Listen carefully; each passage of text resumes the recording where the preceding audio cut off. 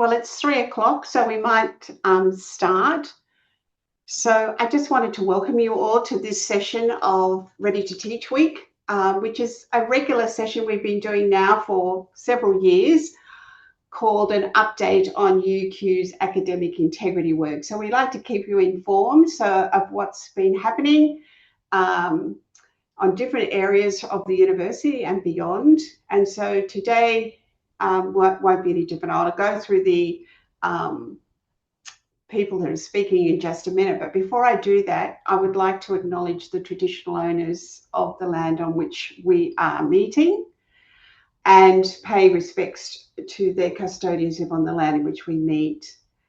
I also pay respect to ancestors and descendants who continue cultural and spiritual connection to country. And I welcome anybody who's on this Zoom call who is from an Indigenous background. And we appreciate your valuable contribution, not only to education, but to Australia and global society. So welcome. So let's get straight into it because we have quite a packed agenda. And you can see there that Professor Lydia Kavanagh, who is President of Academic Board, has kindly offered to talk for a few minutes about AI and the UQ context. So that will be helpful for us to sort of be able to put our practice inside of the university environment. And then Anna Lagos from the library is going to talk about AI literacy guidelines and share some helpful things for us to help understand how we can support students and also ourselves in at that literacy process. And then we're fortunate to have Dr. Peter Worthy, who's done quite a bit of work on supporting students' responsible use of AI. And he has a framework to share and some other insights that he's learned. And then on a different vein, we've got Dr. Georgina Clutterbuck, who is in the health sciences and is talking about how you can use AI as a tutorial thing for planning, doing work with clients. Dr. Rod Wybird, he's going to give us a report from Student Conducts and Grievance Resolution, a brief update on some changes they're making there. And just in the last couple of minutes, I will wrap up. Now, what each presenter is going to do is just talk for most of the time they've been allocated, but we do want to leave time, a few minutes at the end of each presentation, for you to ask questions. So as they're talking, please think about things you might want to ask because there will be opportunity. So on that note, I'll just hand over to you, Lydia. Thank you. Thanks, Christine. Welcome, everybody. Lovely to see so many people coming along. I was reflecting as Christine was doing the introduction that, this is an academic integrity session.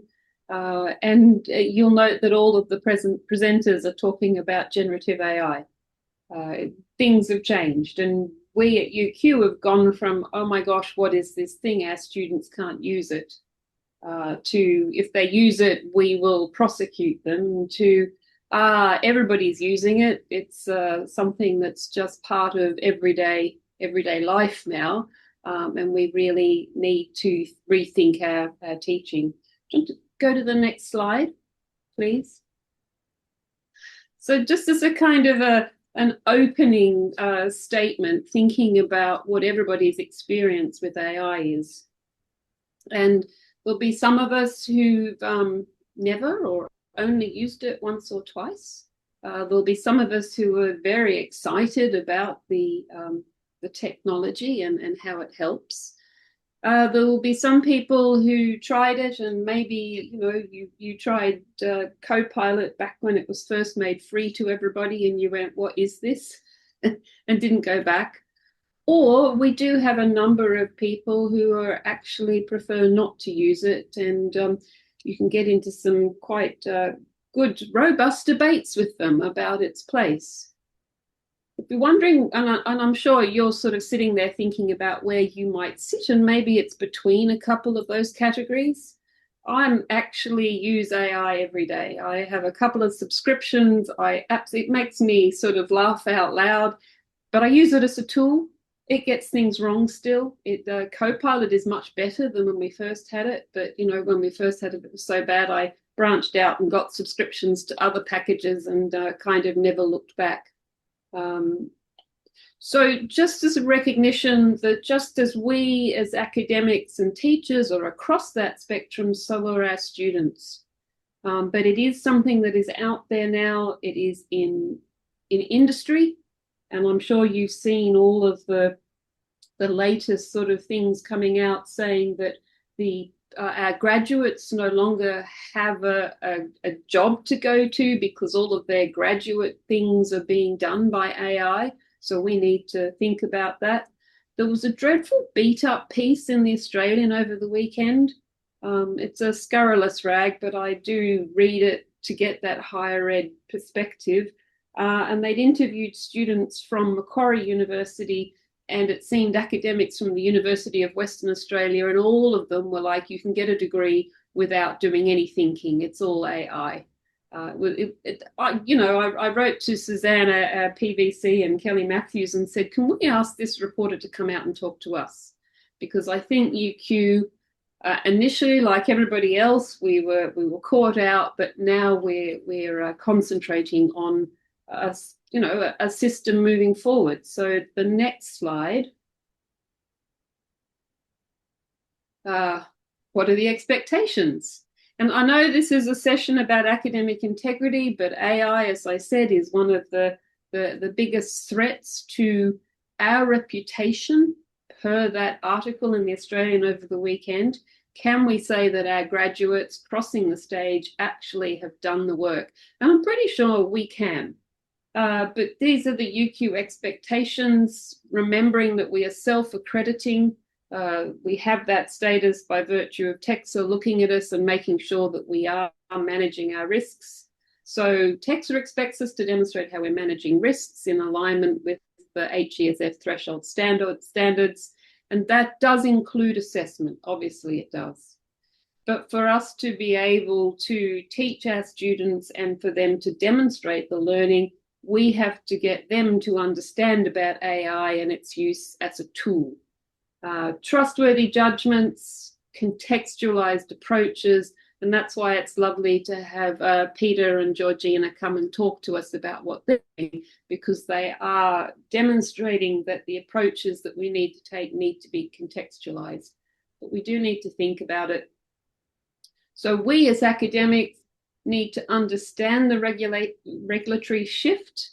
TEXA used to use old data, and now it's saying, no, we want conversations about how you're managing risks. We all need to design our assessment thoughtfully.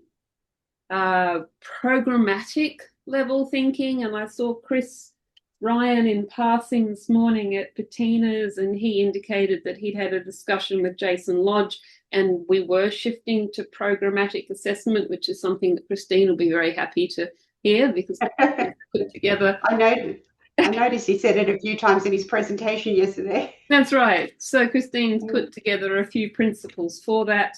As I said, we need to prepare our students and we need to document our approach so that when we're asked about how we're managing it, we have an answer. So if we go to the next slide, please. We have hired a fabulous person who knows about governance and knows about Gen AI. His name is Rob McIsaac. He has been working and holding workshops with everybody across the university since last year, and he has put together a lovely governance framework. I think it answers a lot of our queries about where and how we can operate. It looks at all of the things you can see in front of you. I'm not going to go into detail, but to say that we will be rolling this out in the next few months, and that I, as President of Academic Board, will be running a spin-out workshop for Academic Board so that we can look at this holistically. Very much we've had Lead Through Learning, look at the teaching. We've had Sue Harrison and Rachel Parker look at AI in research, and we've also had the professional staff look at it in terms of drudgery. It's time to bring it all together. Is that my last slide, Christine? Yes. Terrific. Okay, so just to say, there are a whole range of places that academics are. There's a whole range of places that our students are. The message is that AI is here. It was here in industry. It's here in research. So we do actually need to embrace it and think about how we're using it. But hopefully you're having as much fun with it as I am. Thanks, Christine. Thanks so much, Lydia. Now we have 5 minutes. So if anyone has a question, you can either put it in the chat or turn your mic on and ask directly.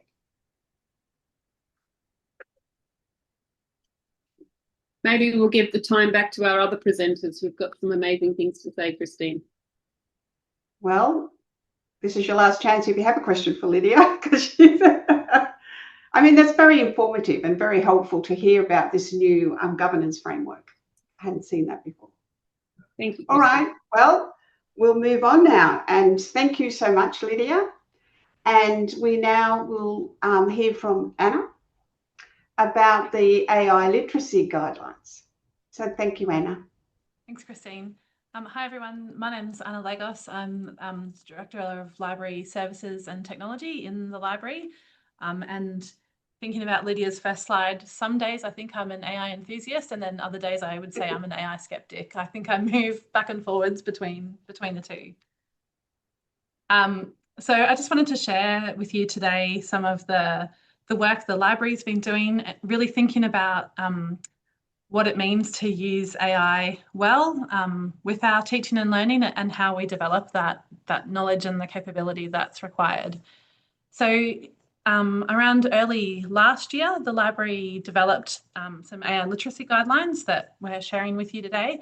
And I guess by way of context, within the library, we are thinking about AI really as a cultural technology and as a means of passing information on from one group of people to another. And so for us, AI literacy is about information literacy more broadly, which in library world is thinking about how people discover information, how they understand what information they are unable to discover, how people understand how information is produced and valued, and how to ethically use that information to create new knowledge and a community of learners. So that is, I guess, the context in which the library had been thinking about AI literacy, and really thinking about how this emerging technology, what that means in terms of information literacy more broadly, and how we can build that understanding of the impact on AI, on information, incorporating our personal responsibilities and ethical use of the tool as well. So if we go to the next slide, please. So the library got a group of people together across the library who we all work across different discipline areas and in supporting teaching or research or working with students. And we developed this set of literacy guidelines within those 4 domains to help people understand, use, evaluate, and acknowledge their use of AI.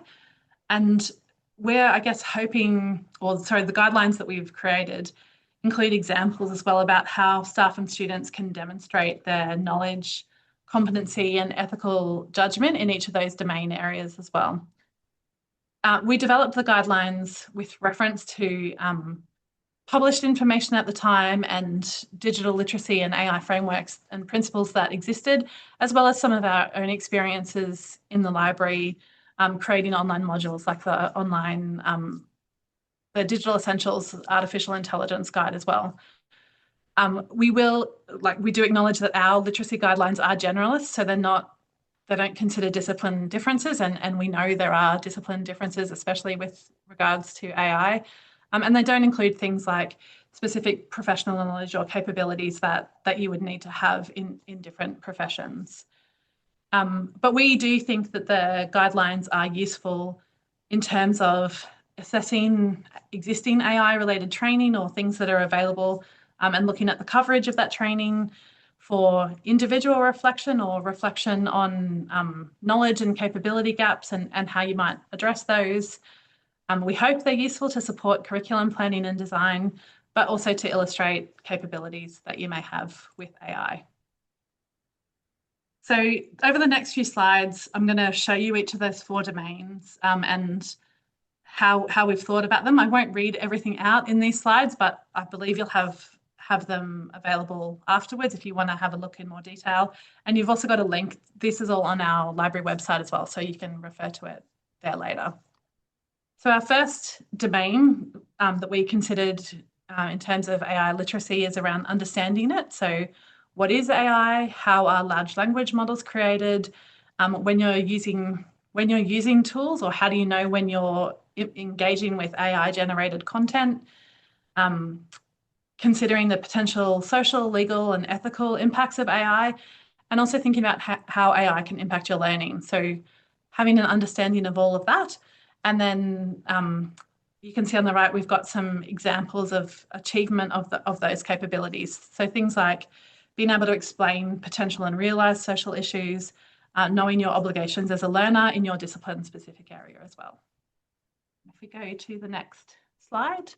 So our second domain is around using AI. So thinking about knowing what the best tool is for the task, knowing how to do prompt engineering, using critical thinking before, during, and after AI, and then examples of achievements such as using a tool based on understanding the privacy and confidentiality requirements of that tool, producing good prompts, being able to refine your results as you're using the tool. Next slide is around evaluating AI. So this is things like considering where you have the human in the loop of your AI use, managing common issues with AI generated content. So thinking about the hallucinations or misinterpretation of information, assessing the usefulness and the relevance of the results that you're getting with AI. And then again, we've got different types of evidence of achievement of this capability, including things like assessing the accuracy and the value of the information sources you've been provided with, implementing strategies to protect your privacy, evaluating if a tool respects intellectual property rights, confidentiality, those sorts of things. And our final domain for our AI literacy guidelines is around acknowledging your use of AI. Thank you. So within this domain, we're thinking about knowing why it's important to acknowledge your use and how to do that, understanding intellectual property considerations and copyright and policy issues, and then evidencing this by things like being able to distinguish when you need to acknowledge use and when you actually need to reference AI use, thinking about if your application of AI is consistent with UQ's intellectual property policy, and those kind of guidelines, as well as any specific licensing issues or copyright issues. So these four areas, I guess, and the capabilities and evidence, as I said, we hope are useful to just provide a bit of structure around how you thinking about all the different aspects of what it means to be information literate in a world where we're all using AI to engage with that information. If we can go to the next slide. There's a link on the last slide as well to some of the references we've used to develop it. Again, that's available on the website if you want to have a look at it. So for the library, we are going to continue to work to iteratively develop this resource. Obviously, things keep changing in the AI space, and our understanding of how people use it and issues arising from the use of AI keep changing. So we will continue to iterate and develop these guidelines over time. We're aware that the Lead Through Learning project is looking at developing a responsible use framework across the university, and so these literacy guidelines may become part of that responsible use framework, or may be a tool or resource that people can use in reference to that responsible use framework as well. We are, I guess, also imagining in time we won't need to have AI literacy guidelines, that over time this will just become part of information literacy more broadly. But I guess for this period of transition, we are calling it out separately and providing this resource for how it might be, how you might like to think about AI literacy and how you talk to students or members of the community about that. There are other ways the library can support you in helping with AI literacy and tools or resources for your courses. So we have some digital learning modules and resources that are available that you could link to in your courses if you need to. the library is running a series of AI workshops. So things like how you might use AI to help with your literature reviews or systematic reviews, as well as just general overviews of AI and prompting more generally. And then if you wanted to speak to a librarian, we're happy to talk about how the library can support you more broadly in terms of incorporating some of this into your coursework. Lydia referred to the AI governance framework work that Rob McIsaac has been doing. And one of the focuses of that AI governance across the university is about educating ourselves first and developing all of our capabilities for AI. So I think the governance framework is referencing the Digital Essentials module on artificial intelligence. And so I wanted to share that here as well. We think that is a really good place to start for that kind of introduction to AI and some of the considerations around its use, some of the ethical and legal issues that you might find, as well as things like implicit bias, misinformation, misinterpretation, all of those sorts of things, as well as an introduction into prompt engineering and how you can get better content out of or generate better responses out of AI. And finally, I think my last slide is also just a reminder of the information and resources that's available both on the AI Teacher Hub and AI Student Hub. So the AI Teacher Hub is available through the Italy website, and the AI Student Hub is via the library website. The Student Hub in particular links to a lot of these resources that I've been talking about today, as well as like guides on how to acknowledge and reference AI use, links to the different training and workshops that are available in the library as well. That's it for me. Thanks, Christine. That's excellent. Thank you, Anna. That's so helpful. While people are thinking of any questions, I've got one for you, Anna. Yes. The slide previous to this about educating yourself, which is fantastic because I wasn't aware that there were so many different things. Where do you find how to register for those? The Digital Essentials module is the link in this. All of this and it's a module. self-paced thing that you can just work through yourself. It's not a workshop that you attend or anything like that. Yeah. So yeah. And is that the same one you could use with students? So you do it yourself and learn about it all and then pick the pieces that you might want for your students. Is that the idea? Yeah. So this is created on our open textbook platform. So if you thought it was relevant for your course, you could link to it in your course, or you could pick out a particular section or chapter and there would be a link to that you would be able to use in Blackboard as well. Oh, that's great. Thank you.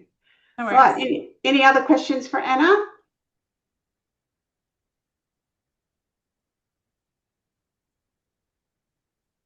Can't keep up with the chat, so I don't know if there's any questions in the chat, but I'll read through that watching as well. The chat. Yeah.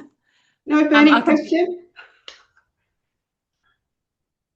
Oh, you must have been very comprehensive speaker. I thought that was really excellent, hearing about all that, because that's one of the troubles, isn't it? Hearing about the resources and knowing which part to use first or what to use, and that, I think that's part of the process. So we really appreciate you librarians for helping us to have such a great suite of resources, really. So thank you very much.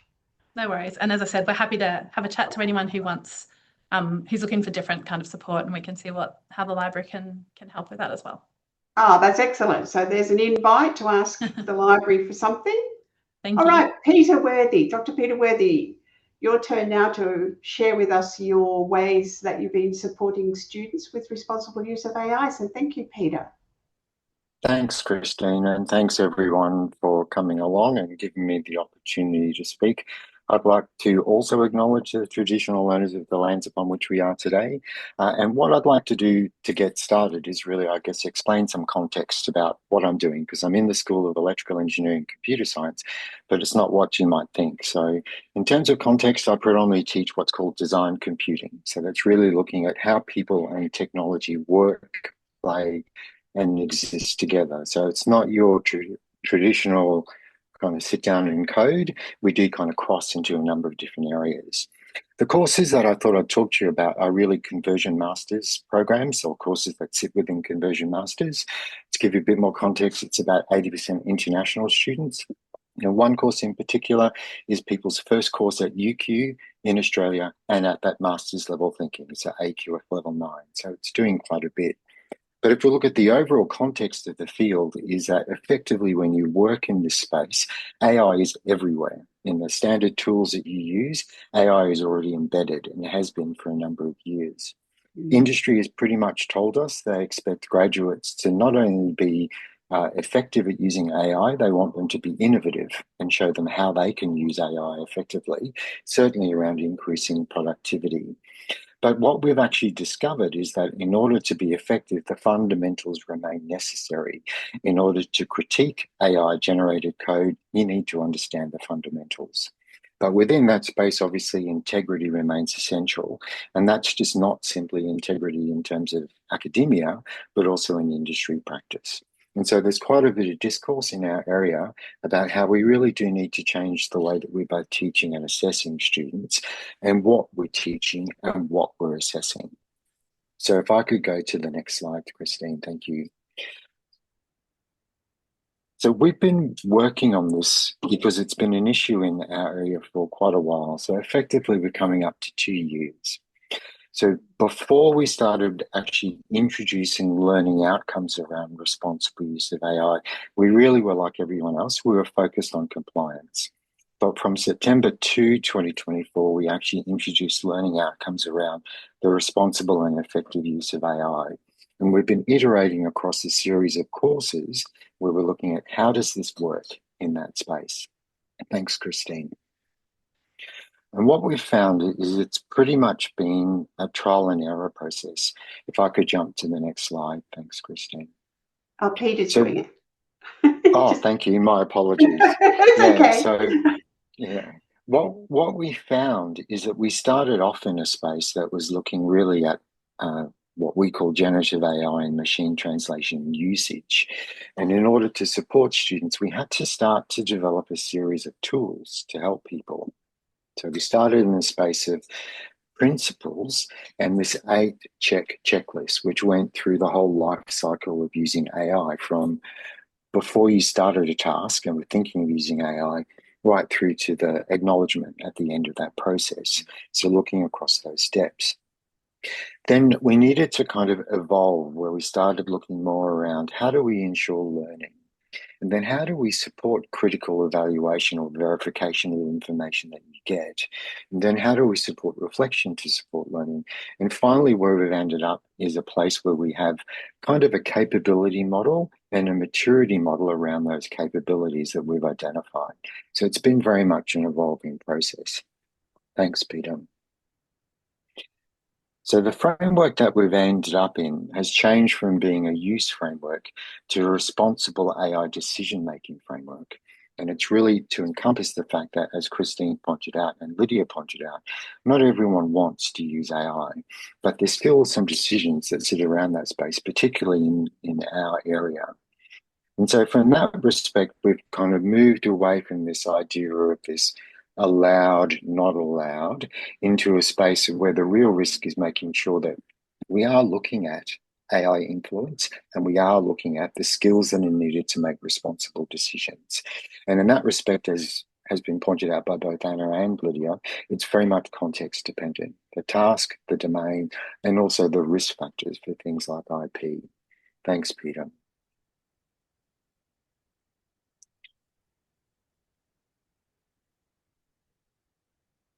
So if we look at the architecture, as I said, what we've got is a decision-making capability framework. So we're looking at specific capabilities that students need, and that's specific to our context.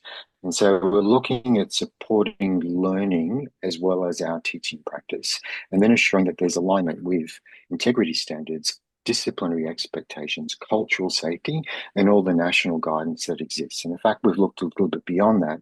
We've started looking at what's happening overseas with things like the SFIA standards and expectations, as well as the DigiComp requirements that were produced in the EU. Thanks.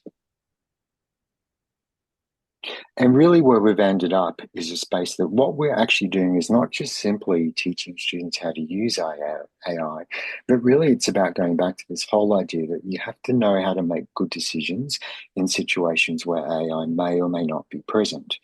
So certainly if you're thinking about AI-supported reasoning, you need to think about things like ethical judgment, verification, agency, and transparency before you make that decision. But in our perspective, it's just as important in human-centered reasoning or human-only reasoning as much as it is by TikTok-supported reasoning or social media influence reasoning, whatever it happens to be. So we've found we've got to bring ourselves back into that space. So, for example, if a student's looking for how do I solve this problem using code, there are many sources of information that they can go to. Some of it may be AI, some of it may be simply chat forums or help boards or those sorts of things. And the decisions they need to make are the same.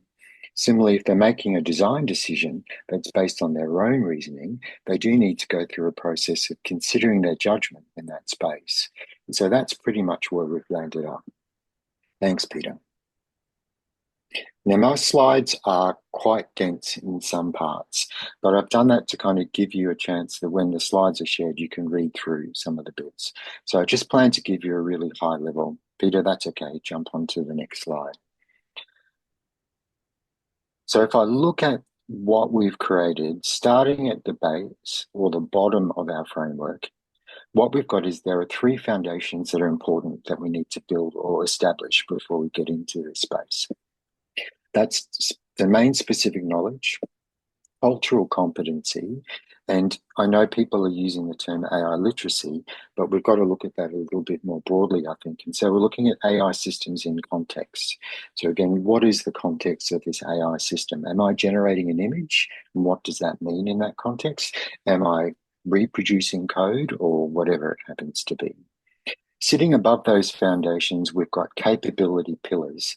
And the capabilities that Anna talked about are very, very useful. But what we've had to do is kind of simplify things a little bit to help students work through this process. And so within those capabilities, we have human-centered, ethical, and culturally responsive judgment, socio-technical agency. I need to be in control of this, not AI being in control of everything.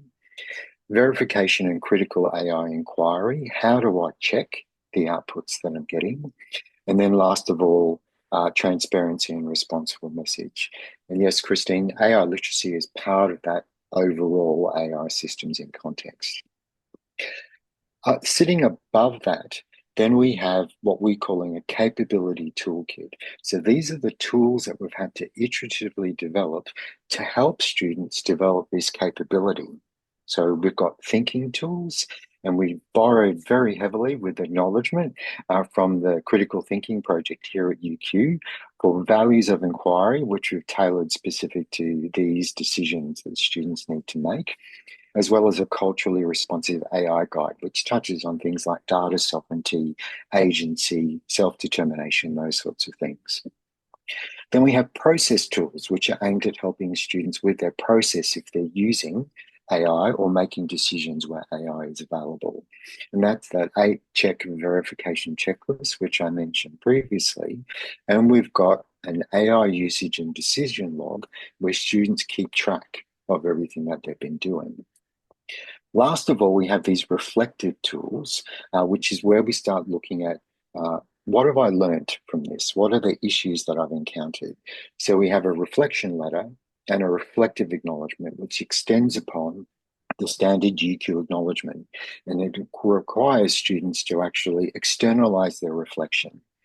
Now, all of these tools then give us assessment evidence. And remember, we have a learning outcome around these things. And so we need to make sure that we do have evidence that's produced by the learner that we can actually use for assessment purposes. Thanks. Now, I won't go into a lot of detail on the next stages, but Peter, if you could jump to the next one for me. What I've given you is our definition of those foundations. So what are we talking about when it comes to cultural competency, domain knowledge, those sorts of things? But really what we're saying is in this space, what we need is really a broad, deep base of conceptual, disciplinary, and cultural knowledge before we can step into capabilities. If you can jump to the next slide, thanks, Peter. What I've given you here is the detail of those pillars. What are we talking about within those capabilities? And again, we did try and pull these together, taking into account all of the information that's starting to come out in this space. But really what we've looked at is these capabilities operationalizing those foundations that we've talked about. How do they bring these things into life in terms of capabilities? Again, I will go through this fairly quickly, but I do just want to give you the information in the slide so you can have a look later on. Thanks, Peter. And this is a bit more detail about the capability, which kind of looks at, what are we talking about within those spaces? So in thinking tools, it's about tools that support shaping the quality of the judgment and the inquiry, process tools that actually structure this responsible action and making decisions traceable so we can see them, and then reflecting tools that actually transform action into insight and demonstrate that capability growth that we're talking about. So they're the kind of central parts of the framework that we have, and I will jump into a little bit more detail later on, but if I could jump to the next slide, thanks, Peter. What we discovered is that there is a kind of maturity that needs to happen across this process. And particularly in this transition phase, we're all pretty much starting off at the same level of capability. What we found is we need to break it into different stages. And so we've got this capability, which is really around awareness, emerging skills, and supporting practice. People may not be capable of really making these decisions yet, but we need to build this awareness and we need to provide good scaffolding and support. Then we move into stage 2, which is where we're starting to expand their skills or their capabilities and start looking at critical autonomy, where people can do these things themselves. And the last stage is this stage 3, which is really what industry are telling us they expect professionals to have. And so this is more about accountability and professional reasoning within the context of the frameworks that they might be working in, like Australian privacy principles, those sorts of things. And we started to align these to the different AQF levels and where we're teaching across the different programs. Thanks, Peter.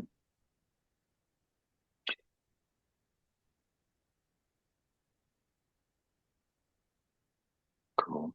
So when we look at those tools, what we've done is we've kind of looked at how do we develop the use of a tool across that maturity model that we've got. So if we think about the values of inquiry, one of those thinking tools, what we've defined is what we expect people to use or how we expect them to use those tools across the stages of maturity of capability. And that helps us in terms of structure and progress in terms of the maturity of thinking. So again, I've got the detail of all of these later on, but what you can do when you get this slide is have a look at, how do we evolve this capability around things like using the values of inquiry? Because what we found initially was we just gave them the values of inquiry, but people really didn't have the skills to use them. So we've got this model where we can, across the life of a course or across the life of a program, see how students are developing that capability over time. Thanks, Peter. So now what I thought I would do is talk about how we actually implementing this. So if I give you those as an example in the web design course that I'm teaching at the moment, it's a bit of a mixture of courses. It's a human side of things as well as coding. And really what we've tried to do in this case is make sure that we've designed the course so that all the assessment we have is a learning activity. To support that maturity, we're trying to make sure that there's progressive integrated assessment. We're making all the expectations really explicit so students understand not just simply the capabilities around responsible AI, but the capabilities that are expected at AQF 9. And so students are aware of what they're expected to do. And then we've incorporated responsible AI use as being part of professional practice. This is what industry expect you to do or be able to do when you step into your future career. Thanks, Peter.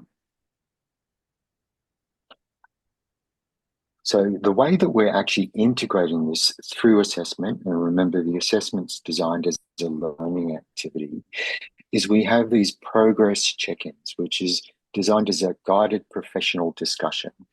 There are 4 of those where we're looking at how students are actually able to demonstrate through a professional discussion the levels of capabilities that we're thinking and the levels of professional thinking that we're thinking. Now, there are 4 of them because we expect these to progressively, I guess, increase in complexity as we go through the course.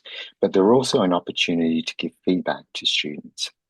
These are our identity verified assessment hurdles, and we've structured the way the assessment is graded and weighted so that there's, it's probably the wrong way to say it, opportunity for things to go wrong without it impacting significantly your final grade at the end of the day. So if I quickly jump into the next slide, thanks, Peter. So each one has a different focus in terms of development. The first one is really meant to be a low stakes entry into master's level thinking and that thinking at that lower level of responsible AI decision making. Then we move up into starting to look at professional reasoning, then we want consolidation, and really it's the last one where we're looking for summative demonstration of current capability, particularly around a couple of aspects of that overall professional development and thinking. Thanks, Peter. What I've given you here is an example of how we grade students in those discussions. And what we've done is rather than kind of grade on a 1 to 7, we're looking at this concept of developing competent and advanced as a way of getting students to understand. And again, we're making this very visible so that students can see the detail of what we're looking for. But as I said, what we're not doing is penalising students early because we want them to have that opportunity to progress as they go. Thanks, Peter. In terms of the other 2 pieces of assessment, this is where we need to see kind of a lot more, I guess, demonstration of the capabilities that we're looking for, both professionally and in terms of responsible AI decision making. So in terms of those last 2, this is where students have to do quite a detailed reflective acknowledgement of the decisions that they've made around AI use or non-use. So Peter, if you could jump onto the next slide. When we look at what that reflective acknowledgement is, we've got a series of things that we want students to externalise in that process. And part of those guided discussions that we have actually help students solidify their thinking around this space. So we're looking both at, are tools used or are they deliberately not used? How has it shaped the work? And what, to the extent of contribution, what have I contributed? So there's a lot of other things that we've kind of built into this, but it brings together a lot of the process and thinking into a way that we can assess. But I think because it's reflective, we're hoping and we are seeing that it's supporting students' learning as they write this kind of reflection at the end of their assessment. Thanks, Peter. I've given you an idea of how we grade this reflective acknowledgement. And again, we're using qualitative grading. We're trying to have quite annotated descriptive rubrics for this sort of thing. But there's a lot of activity that we do in the course itself where we take students through different usages. How do they grade themselves against this? How do we look at the reflection ladder and how it maps to what we're looking for in these components? Thanks, Peter. So what we're hoping for, first off, for students, there's clear expectations, there's reduced fear of misconduct. We want to bring use of AI out of the shadows in some respects. We want to create a space, a legitimate space for students to learn judgment and ensure that they have the skills that they need for the future. For us as the teaching staff, we want to see this reasoning. We want to actually make sure that we've got this distinction between just making poor judgment and misconduct, because we need that really clear. There's a difference between someone not using it as effectively as they should have and someone who's actually hit the integrity space. And last of all, we need an accessible process. So something that we can see, so it's not just us speculating, has a student used AI or not? How far have they gone? In terms of UQ, we're really trying to make sure we're aligning ourselves with the requirements that exist, both for AQF and the TEXA requirements, plus those other ones that I've mentioned about. We're trying to make sure our assessment's defensible, but more importantly, I guess we're looking for future-facing AI capability, which is beyond that standard compliance focus. Thanks for your time. I've gone a little bit over. My apologies, Oh, Christine. no, that's fine. We were running a little early, so we do have 5 minutes for questions. But thanks so much, Peter, for sharing. That's a very detailed framework that you've got, very advanced, I would say, as to things that I've seen. I have a question or two, but if anyone else has, please feel free to ask Peter. This is a good time.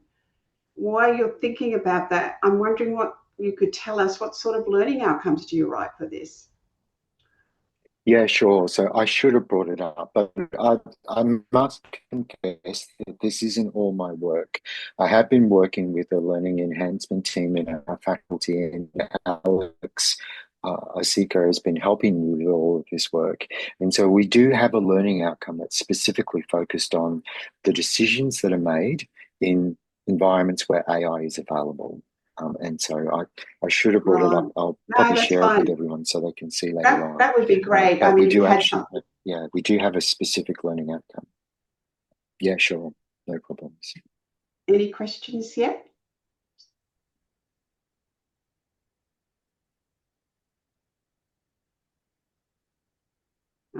I've got another one.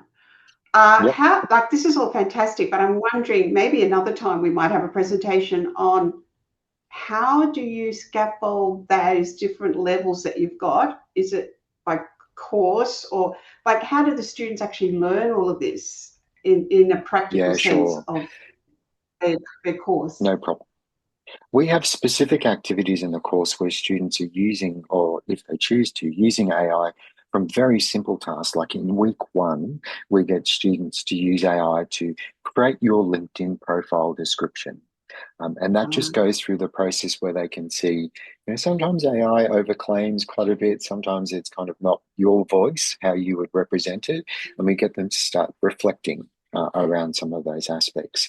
The AI, we have that usage and decision log, and we then take them through the process of filling in that log as they go. Now, the log is not just simply an open-ended one. We've basically got 3 stages of the log where the prompts around what students should be filling in gradually increase into those different levels of capability and maturity. And again, in week 2, for example, we get students to start to debug some of their code with AI. And so we've got these series of scaffolded activities where the reflection helps them understand, let me stop and have a think about what's going on here. Let me stop and think about how do I maintain my voice, or how do I preserve my learning space. Fantastic. Well, if there's no other questions, we'll thank Peter very much, and I'm sure we'll look forward to. Oh, hang on, Peter Cool. Crossway's got a question too, actually. Yeah, sure. Yeah, so it's one of those things that initially students don't necessarily see the importance of a log. And what we've tried to do with the log is keep it relatively low effort. So we don't get students to formally submit their log, but through those guided discussions, we get them to open up, and so we can talk about what's going on in the log. So they've got examples as they go. And over time, the nature of the log changes. So initially, some parts, like, for example, transparency and usage, documenting everything that you've done is the focus.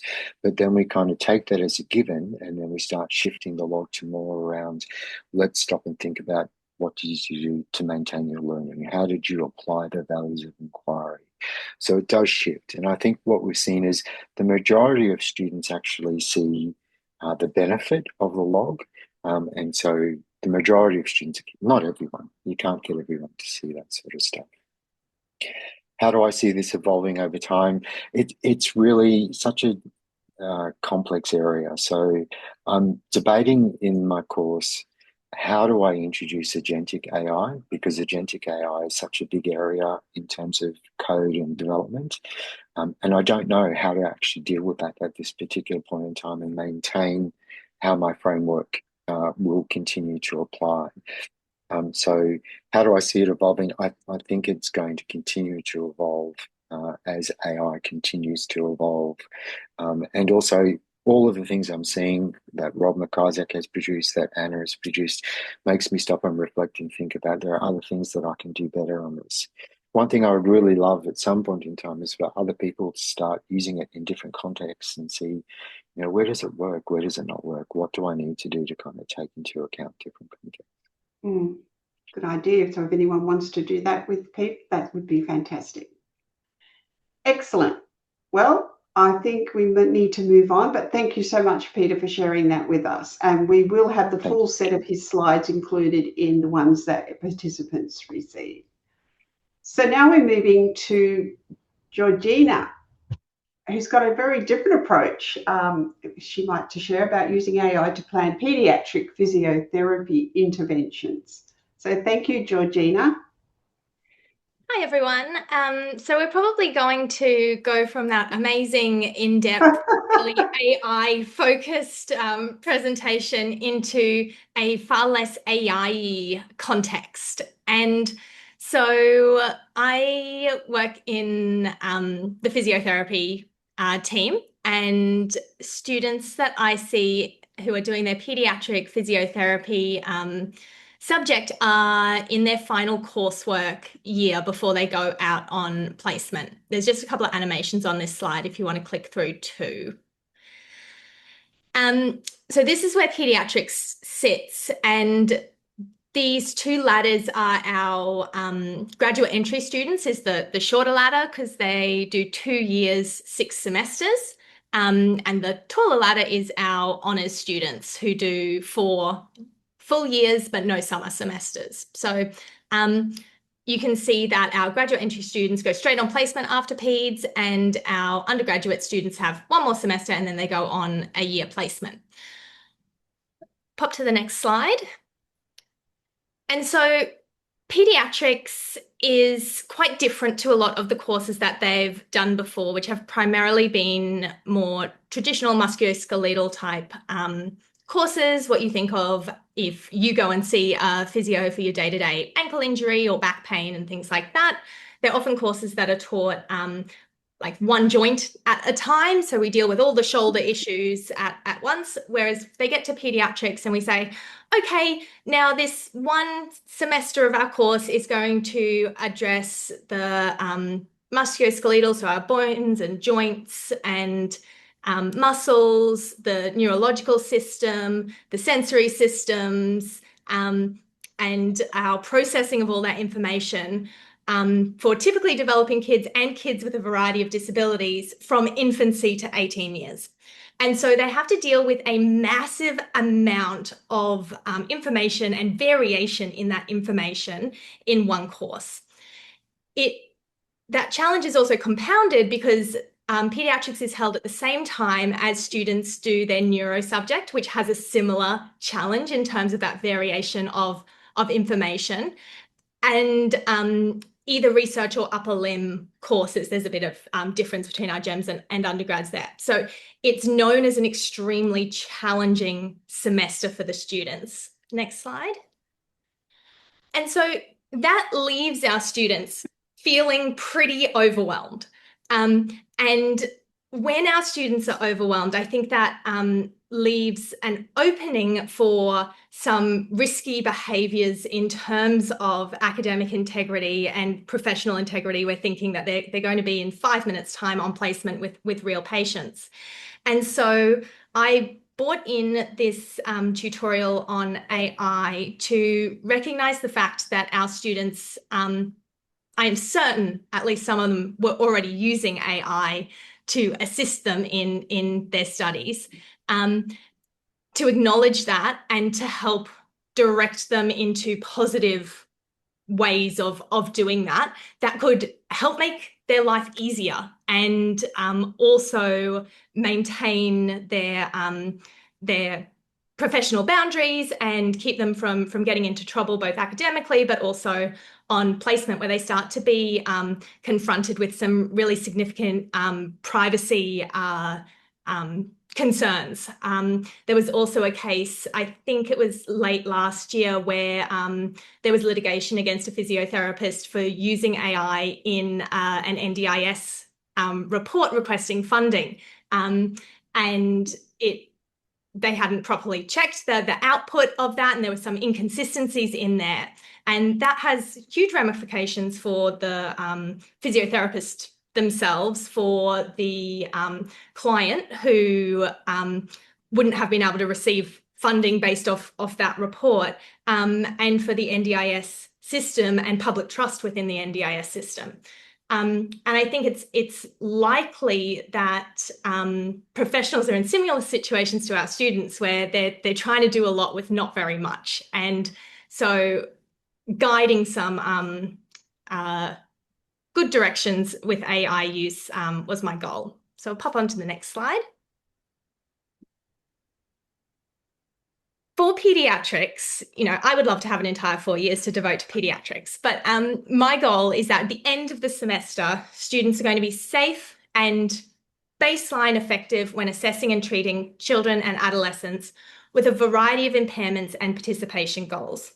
So in addition to those, the magnitude of variation we have within the person and the reasons they might be seeking physiotherapy and the age they are, we also have a huge variation in the types of things that they might be interested in doing, and especially with kids, when students aren't always aware of what children are like. Many of them haven't held a baby in their life. Some of them haven't interacted with a school-age child or an adolescent in a very long time since they were a child or an adolescent. And so they often struggle with that idea of, how do I treat these people, and how is that different from how I interact with an adult? Next slide. Yes, and the focus is therefore on fun. We have to make this fun, otherwise our kids just aren't going to do the things that we want them to do to help them get them where they want to go. So our issue was lots of new knowledge, variation in prerequisite knowledge, so what they come to us knowing about kids and typical development and whatnot, range of experiences outside of uni, and those difficulties there. So we'll go to the next slide. I preempted my own slides.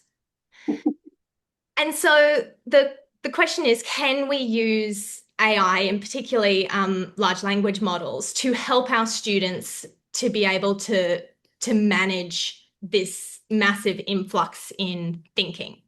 I think there's an animation here. Yeah. So we added just a single 1-hour tutorial. The course is already packed, and we didn't want to make this more difficult for the students to access. We had been sharing for a little while just some resources on how to use AI, but the uptake on that, adding another learning activity that's not compulsory when they're already drowning, was not working, and it wasn't capturing the people who needed it most.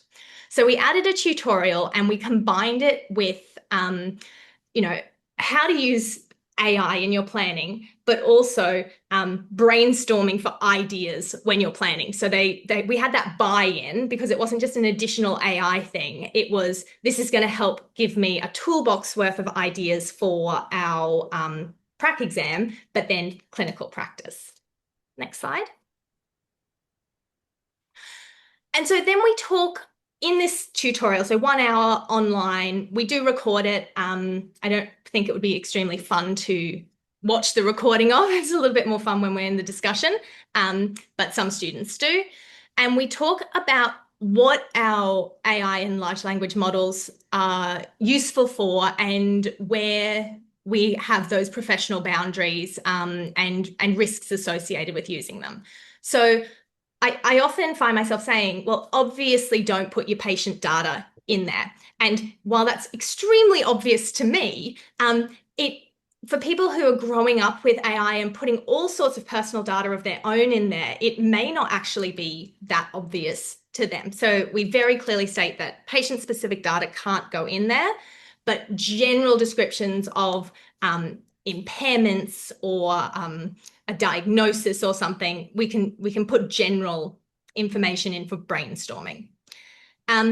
We don't want them to use it to choose what to do in their intervention specifically, because it's not very good at that. If you put in all the impairments, it's not actually amazing at choosing what exercises to target with our kids. And we do some demonstrations where we pop those in of a fake case and see what it comes out with.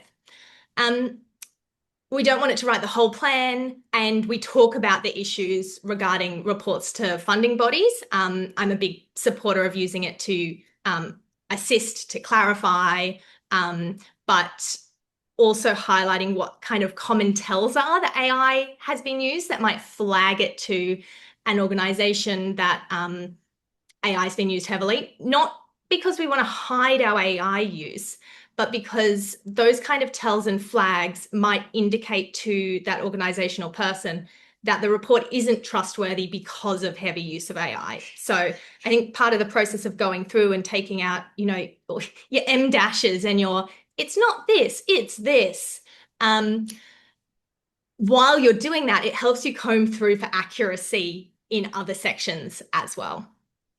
Where it does absolutely thrive is helping students to create a whole toolbox of ideas of, say, we know we want to work on glute and quad strength and power. We have decided we need to do that at end range. So we're looking at a squat into a jump. We've got a kid who's interested in fairies. So how can we make that a fairy themed activity? Oh, wait, it's a 12-year-old and they've changed their mind. They hate fairies now and they're into superheroes. How do we modify that? So we're still doing the same exercise, but we're making it interesting to the child. Having those backup options, I tell my students that you usually need about 3 or 4 backup options for each exercise for each child. If you hit it on the first one, it's happened a couple of times in my career, and it's slightly an odd experience when you get the first one that they're interested in. And then it's also quite useful, especially for those students who haven't interacted with kids and families very much, to sense check their responses and communication styles with children and parents. So we go through an activity where we tell ChatGTP, we want you to act like a parent of a 5-year-old girl who has a severe disability. You've had a fair bit of medical trauma. You're quite nervous. This is the 5th physio that you've come to, and we want you to respond as if you're this person. And then the student can have a go at describing what they want to do. And then ChatGTP can give some feedback on just and again, it's broad, it's general, but it's some feedback on how someone might like that to respond. Okay, next slide. So this is a slide just talking about those infinite possibilities. So if we just talk about goals that kids might have, if we already narrow it down to saying that they want to participate in sport, just on this page, you've got 6 different and wildly different sports that they might participate in. And so you often won't have the experience in what that sport actually entails and what kind of language might be used around that sport. And particularly with our school-aged kids, when they're interested in a topic, they will know the things about it. So ChatGTP or other LLMs can be used to just help give you some of the language to get an in with the kids, to be able to have those conversations, get the buy-in, and know a little bit about what they're talking about when they're in a world that's different from your own areas of interest. Next slide. Here we go. One of the risks we talk about is that it's the outputs that you get are often not that bad. So when I talk about that we don't want to use it for our intervention planning, oftentimes if the students put in one of our cases from our online learning and they create a full intervention plan, it'll come out with something kind of passable, and that's fine, but it doesn't allow, or it doesn't provide students with the opportunity to understand why some parts are good and why some parts are not so good. So one of the things that we do is run through and ask it to create us a plan. So I asked mine the other day, I said, I need activities for a 10-year-old girl, weakness in quads and glutes, which is impacting her running speed. She loves princesses. Give me 3 ideas for exercises in her session. And I actually ran it through my ChatGTP, which I've been using for a few years now, and it's been primed with a fair few bits of information about how to respond, as well as one in an incognito browser. And it gave me pretty different responses.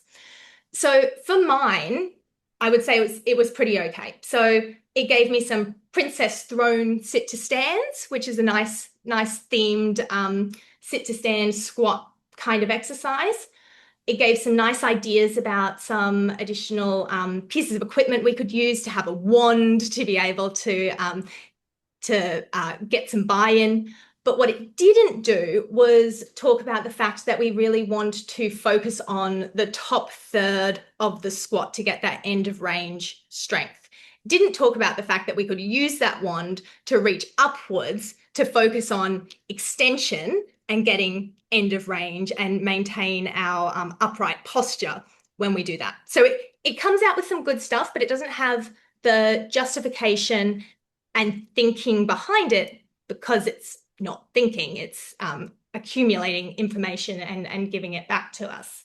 And so we talk through the outputs that it gives us and what's kind of missing there, and where they can offer things as physiotherapists that our large language models can't. Comparatively, my non-primed ChatGTP just gave me a princess power squat, which not too dissimilar, but it had very limited information. It didn't have any of the additions that she could have had to be more motivating, and it didn't have actually any information about how that squat should be done, whereas my primed one had more information about that. So we just talk about differences in outputs that different people are getting at different times, even with exactly the same prompt. And then you have about a minute, Georgina. Yeah, I think this is the last slide. Next one. 2 more yummy donut slides. Yeah, so there's so many opportunities with AI. There's so many bigger discussions I would love to have with my students. But if we go to the next slide, it's just one tiny taster that we give them. We like to start them to think about what the implications are, where they can use it, where they should at least question how they're using it, and also just that they know people know that they're likely to use it, and so they need to use it responsibly. And that's my little chat. So it's just a little tutorial, but I think it's been going well so far. Thank you so much, Georgina. That's really, really helpful, because it's very replicable, I'd say, of being able to do that across quite easily. When you're just learning how to do these things with your students, it's a thorough but fairly simple way to do it. So congratulations on bringing that, doing that. Unfortunately, we don't have time for any questions, but there is a couple in the chat if you would like to answer. I will do that. While we ask Rod to come and just share us about some updates from his department. So thanks very much, Georgina. Thanks, Georgina. Thanks, Christine. Good afternoon, everyone. I'm Rod Wybird from Student Conduct and Grievance Resolution Unit, which is within Academic Services Division. This is just a brief reminder of what we do and a bit of an update on what our projects and priorities for this year are. Just in general, this unit is usually about 15 members. And we cover not just misconduct, like general misconduct and academic misconduct, but we also do student grievances, be they administrative, academic and general. Appeals under the Student Grievance and Appeals Framework. We do removal of course. We process the applications and appeals for those. We provide responses to the National Student Ombudsman and the Administrative Review Tribunal. We do academic conduct reports. We do recidivist checks. We manage a lot of the student grievance and misconduct processes in the advocate system. We also do reporting for internal stakeholders, but also external compliance reporting, audits within the system for case updates, and also document verification to some extent. So we cover a fair bit of stuff, but what's relevant today is misconduct and also specifically academic misconduct. So within that scope, we are Secretariat for the Student Academic Administrative Appeals Committee. We're Secretariat for the Central Misconduct Committee, which is equivalent to school misconduct committees. We're Secretariat for University Misconduct Board and the University Misconduct Appeals Board. So just an update on where we're at. Currently, we have 3 case coordinators, Marcel, Matt and Michael. You may be, those of you who are familiar with the team may have worked with Catherine and Janine, who at the end of last year moved on to other positions within UQ, and Michael has come on board from Student Services. Currently, usual contact points for our student conduct, email and the phone number, but also you can contact us through Teams at any point. Next slide. Thanks, Peter. So generally speaking, you're probably familiar about what the sort of services and contact points and networking that we like to provide to everyone across the university, schools, faculties, units, is we can provide module but also bespoke orientation for new integrity officers. Usually that is a fairly informal discussion because every new integrity officer will have a different level of experience. So we just come in and have a chat with you about what your priorities are, what questions you might have, and we just fill in the gaps. We try to do regular updates and meetings with both integrity officers but also professional staff right across the university and schools, because we understand you're at the coalface of dealing with student integrity. So we want to hear what your experience are, what issues you might be having, like whether it's with the system, process or policy, but also any suggestions that you might have where things tweak. One of the things that we've really tried to encourage is the network of information, because where we learn from each other, another unit might be doing something that might have introduced a new form or a new process. And if we can share that across teams, sometimes that can be help to another team. There's complaint and misconduct management modules within Workday, which we encourage all integrity officers, but also decision makers to access.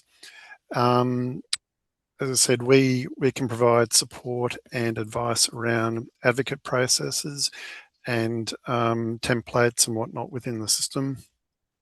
And we can also provide advice and guidance around, like, often specific cases where you might be wanting to know which direction or what action to take in regard to maybe a conduct report, a conduct notice, a committee, or a referral to the University Misconduct Board.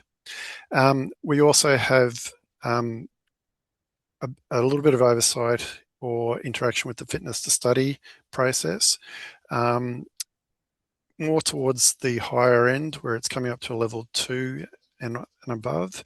But one of the things that we are trying to do is work more with schools in doing case management around students that might be entering into that sort of workflow and the difference between what is misconduct and what is fitness to study. Next slide. Thanks, Peter. So just a few things that is on our agenda for this year. In the next couple of months, we've got a proposal to do a slight team restructure within SCGR, which will have a flow-on effect to a bit of a rejig of our workflows within the team. What that will effectively mean is previously we've had assigned case coordinators to a particular set of schools or a faculty who would be your one contact point. That might be slightly changed, but we're just waiting to see how the structure goes as to how that will work. And but we're trying to make it doing a lot more networking, a lot more contact with schools, to do a lot more regular visits to professional teams, and so that we can take the conversation that we have with you to the high level, so we can provide better service for what you do. As you're probably aware, I know it's general misconduct, but the National Code on Gender-Based Violence has come into play this year. Still going through the process of working with Swiss and IU around the implementation for that and the implementation of a Safer Communities model. So that will affect the approach to how we look at some misconduct processes and timeframes and whatnot. Attached to that is more emphasis on a trauma-informed approach, and trying to make sure that students, regardless of the type of misconduct, whether it's academic or general, just making sure that we're aware of the impact that it has on a student, whether it's their mental health, their financial situation, their academic progress, or their choices for going forward. So we're trying to build up a collaborative approach with the teams within student services, with integrity unit, but also in the schools, so that we can be around a student as they're going through a process to make sure that we're giving the best chance to move forward and be constructive in terms of the outcome. There is a policy review happening for the grievance and appeal policy, which will be communicated across this year to see what changes we can make to make things a little bit more efficient and effective. So that may affect school teams with how we deal with that. And with fitness to study, like I said, we're doing a bit of work on guideline development for schools, especially at the lower level of cases that are coming through, to really be clear on the difference between what is conduct, what is fitness to study, and which is the appropriate way to go, like how to make those decisions about what is appropriate for a student and which pathway to take in dealing with something that the student is engaging with. That's about it for us. Happy for you to reach out at any time to discuss, answer questions, provide advice, etc., etc. Thank you. Thanks so much, Rod. So we've been really round the world and back, haven't we, with the connections between academic integrity, Gen AI, and ethical and responsible use. So I hope that's, if not all, but some of these presentations have been relevant to your situation. And Peter, if you could just give me the last slide. So I just wanted to thank everyone, so the presenters, and also all of you who've been online and sharing in the chat. The chat's just sort of livening up in the last little while, for being with us in our regular update session. There is a very short evaluation that will come up there. If you would we'd appreciate you answering that as part of the continuous improvement of our session that we run in Ready to Teach Week. And I don't know if you can change the slide while you've got that up there, Peter, but you may not be aware, but the annual 2026 Integrity Week is running in 16th to 20th of March. So that's around all integrity areas of the university. So staff, students, research, academic skills, and there's a whole week of events that you can join. I know for people who are teaching, unfortunately, it's the third week of semester, so we're usually in that space. But if you have time to go to one thing, perhaps, I recommend the panel that they had at the beginning last year, or there's some really useful ethical and staff for the ethical, I guess, information and code of conduct information for staff runners workshops by the integrity unit for staff. So have a quick look and see if there's something there that might interest you.